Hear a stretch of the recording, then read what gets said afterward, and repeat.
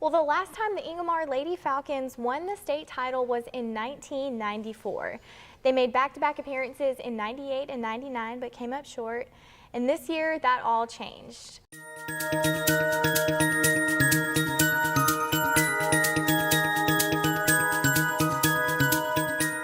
Welcome to Inside the Locker Room, where we are courtside at Ingomar High School. I'm Katie Myers, joined alongside Lady Falcons head coach Trent Adair. Coach Adair, thanks for joining me. Congratulations on such a fantastic season. At MaxxSouth, we would like to award you and your team the MaxxSouth Team of the Month. Thank you. Congratulations. So there's a little bit of history with you and Ingomar. You were part of the 99 boys team that made it to the state final the same year that the girls made it, and that was their last appearance. You guys won it, the girls lost. So talk about what it's like to experience as a player to win that state title, but then flash forward all these years and you give the girls their first state title since 1994. All right. As a player, it's a lot less stressful. I mean, because you just play the game. As a coach, you worry about everything that could possibly go wrong. Because you're worrying about, did we prepare them enough? Did we talk about everything we need to talk about? So on and so forth. And then foul trouble, all these things in game that could happen. As a player, you just play. As far as the joy of it, it's just the same. The hurt is just the same of losing. You know, we lost in '98 as a player. We lost last year in semifinals, and it hurt just as bad. And that was it was tough to deal with. And I think that's what helped these kids this year, is going through that suffering just like it probably did us as players back in the day.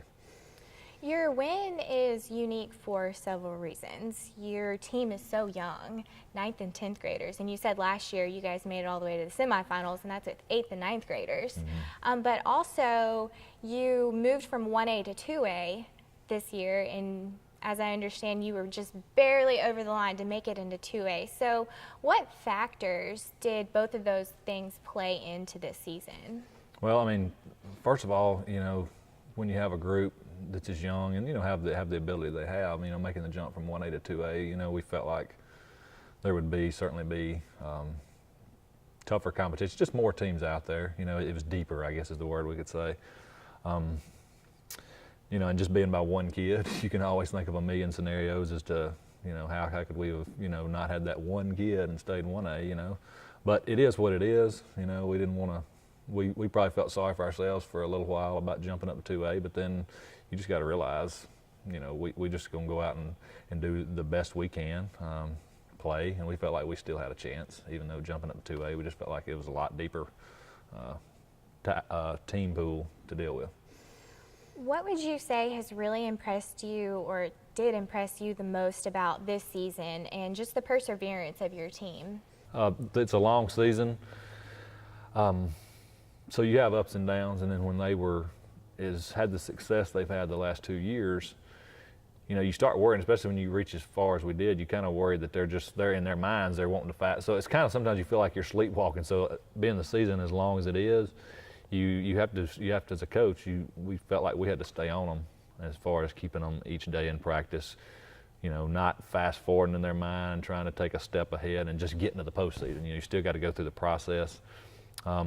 But I mean, there's no doubt that their toughness and just their patience and their calmness in that championship game was just, it was unbelievable for them to be as young as they were. I mean, I was impressed. I mean, they're young with their experience, but they're still young. Back to that, they're still really young. And when you're that young, you tend to be immature. But them to be able to keep their head and just stick with a plan, keep doing what we were trying to do, and trusting that it would work out, and it did, so it was great. That game was so fun to watch. I'm sure for you coaching it was kind of a blur, I'm sure. But try and recount those few hours for me. What was that experience like? Well, I mean, leading up to the game, but I'm like this for every game. I was as nervous. We ate at 10 that morning, and I was as nervous as I usually am, just could not eat. But once we got to the Coliseum, about an hour before the game, my nerves calmed, and for some reason I was actually as calm that game as I'd ever been, and it was maybe it was just had been given peace or whatever about it, but you know, it was very, I was very calm. Of course, during the game, like you said, it was exciting and probably very nerve-wracking for the fan, especially. But like I said, we felt like we were getting good stuff. We felt like our plan was working like it should. We just weren't converting and making our shots. And I felt like if they ever started to fall and we could get it close, we'd have a really good chance. And the rest is history. So what would you say that your hopes are for the next few years? Because you've got these girls for a while. Right, and I've had them since, the thing about it is I've had them since they were 5th and 6th graders. I mean, we took this bunch to 12 and under tournaments, and I was coaching them, you know, and then had them in junior high, and then for the short time they were there, then moved them up. So by the time they graduate, either, you know, we're gonna really love each other or really hate each other, one of the two.